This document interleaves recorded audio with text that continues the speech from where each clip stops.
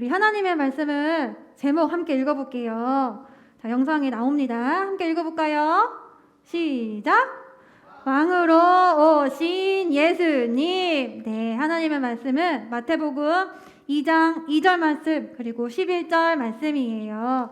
우리 함께 우리 화면을 보고 있는 친구들도 우리 하나님의 말씀을 함께 읽어볼게요. 지금 있는 곳에서 말씀을 함께 읽어보겠습니다. 다 같이 읽어볼게요. 시작! 유대인의 왕으로 나신 이가 어디 계시냐? 우리가 동방에서 그의 별을 보고 그에게 경배하러 왔노라 하니 집에 들어가 아기와 그의 어머니 마리아가 함께 있는 것을 보고 엎드려 아기께 경배하고 보배합을 열어 황금과 유향과 모략을 드리니라. 아멘. 친구들 반갑습니다. 우리 친구들 혹시 디즈니에서 만든 이 영화가 있는데요. 간사님 어렸을 때도 이 영화를 굉장히 재밌게 봤던 영화예요. 우리 친구들 라이온 킹이라고 알고 있어요? 들어봤나요? 이 라이온 킹이에요. 이 영화는요, 프라이드 랜드라는 이 동물의 세계들, 동물랜드에서 사자 왕의 뒤를 이어서 이 왕으로 태어난 심바의 모험 이야기를 담은 영화예요. 근데 이 영화에서 정말 멋진 장면이 있어요. 바로 어린 왕 심바의 탄생을 알리는 그런 장면이에요.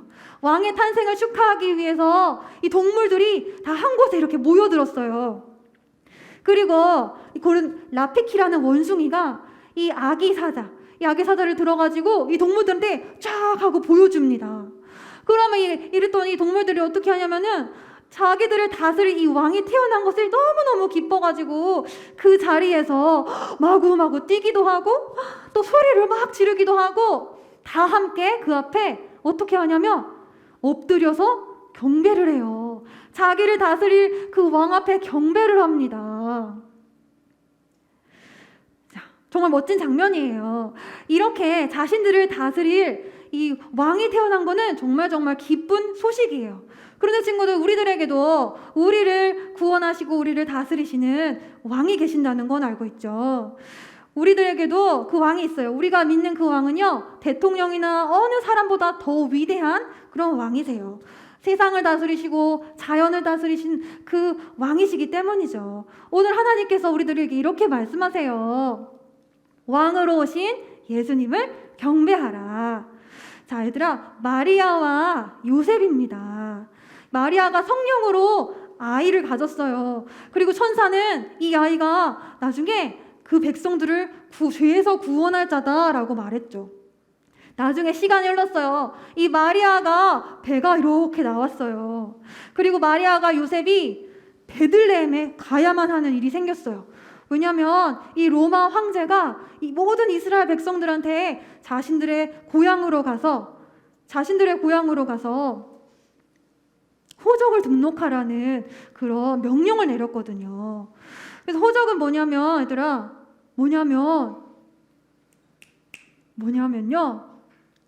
자기가 어디 출신이고 또 내 가족들은 누구인지 등록하라는 거였어요. 그래서 이 마리아와 요셉도요, 길을 떠났어요. 베들레헴에 도착을 했습니다. 근데 갑자기 마리아가 배가 아파오는 거예요. 아이가 곧 나올 것만 같았어요. 근데 마리아와 요셉이 이곳저곳 살피면서 쉴 만한 곳을 찾았는데 한 곳도 찾을 수가 없었어. 그래서 결국에 이 마리아와 요셉은 말들이 밥을 먹고 쉬는 이 마국간에서 쉬면서 또 아이도 낳게 됐어요. 이곳에서 낳은 아이가 바로 누구죠? 예수님이에요. 그때 예수님이 태어나자 이 하늘의 별도 반짝반짝 아주 강한 빛을 내면서 기뻐했어요. 근데 이 크고 반짝반짝 빛나는 별을 다른 나라의 동방박사, 별들을 연구하는 박사들이 그 큰 별을 본 거예요. 저 별 좀 봐. 저거는 아주 위대한 왕이 태어났다는 증거야. 우리 그 왕을 찾아가자. 가서 경배하자. 하고 결심을 하고 이 동방박사들이 그 별을 따라서 찾아갔는데요. 그곳이 바로 예루살렘이었어요. 예루살렘에 도착을 해서 예루살렘 왕을 찾아갔어요.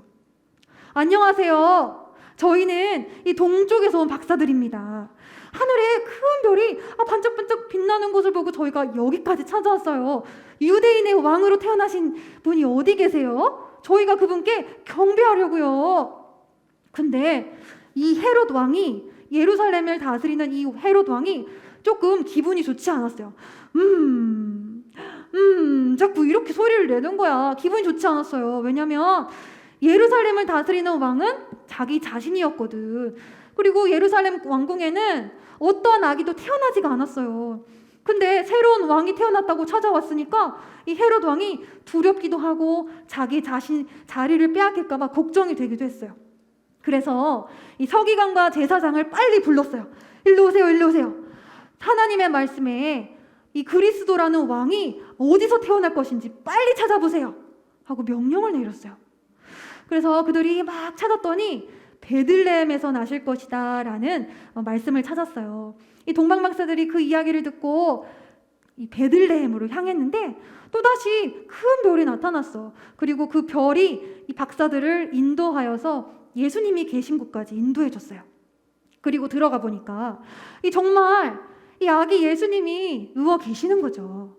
너무너무 기뻤어요. 동방 박사들이 자신들이 가지고 온 가장 귀한 황금과 또 좋은 향기가 나는 유향과 또 몰약이라는 선물을 이 예수님께 드렸어요. 그리고 함께 기뻐하면서 그 앞에 경배했어요.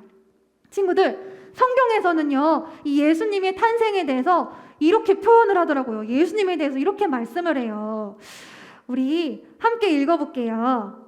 읽어보겠습니다. 시작. 유대인의 왕으로 나신 이가 어디 계시냐? 우리가 동방에서 그의 별을 보고 그에게 경배하러 왔노라. 두 번째, 시작.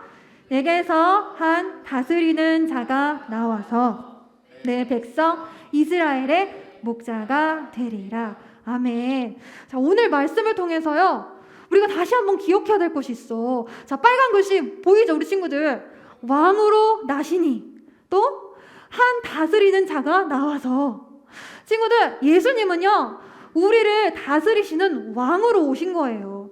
우리는 언제나 예수님 하면은 우리를 너무너무 사랑하셔가지고 우리를 위해서 희생하신 분, 또 나의 뒤를 든든하게 지켜주고 보호해주는 보디가드, 또 내가 기도를 하면 잘 들어주는 예수님, 이렇게 생각하고 그렇게 잘 알고 있어요. 그리고 나를 구원하는 구원자로는 너무나 잘 알고 있어. 근데 예수님이 이 세상에 왕으로 다스리기 위해 다스리러 오신 분이라는 것은 우리가 잘 생각하지 못하는 때가 많은 것 같아요. 우리는요 예수님의 탄생을 기념하고 축하하는 이 성탄절, 예수님이 나를 구원하러 오신 거에 대해서 감사드리며 축하하는 축제이기도 하지만 동시에 예수님이 나를 다스리러 오신 왕이신 것을 기억해야 돼요. 그리고 그 왕이신 예수님께 경배드리는 날이 되어야 돼요. 그리고 성탄절뿐만이 아니라 우리의 삶으로 왕이신 예수님께 경배드리는 삶을 살아야 돼요. 친구들, 경배라는 단어가 무슨 뜻인지 알고 있어요? 무슨 뜻인지 알고 있어요? 경배는요 엎드려서 절하다, 예배를 드린다, 또 입을 맞춘다, 이런 의미가 있어요. 그러니까 이거를 다 합쳐서 얘기를 한다면은 완전한 존경, 또 완전한 순종의 마음이 담겨 있는 거죠. 간사님 따라해 볼까요? 우리 화면 보고 있는 친구들도 한번 따라해 볼게요. 완전한 존경, 완전한 순종. 네, 그 마음을 담아서 예수님께 경배하는 거예요. 우리 친구들, 예수님은요 우리를 다스리기 위해서 오신 왕이신 것을 기억해야 돼요. 우리가 오늘요 12월 마지막 주일을 보내고 있어요. 그리고 며칠이 지나면 2021년이 다가오죠. 우리가 이 왕으로 오신 예수님을 다스리러 오신, 다스리는 자로 오신 그 예수님을 기억하면서 우리가 그분께 완전한 존경과 완전한 순종으로 반응하며 살아가기로 우리가 다짐하는 저와 여러분들이 되기를 기도합니다. 기도하겠습니다. 기도합니다.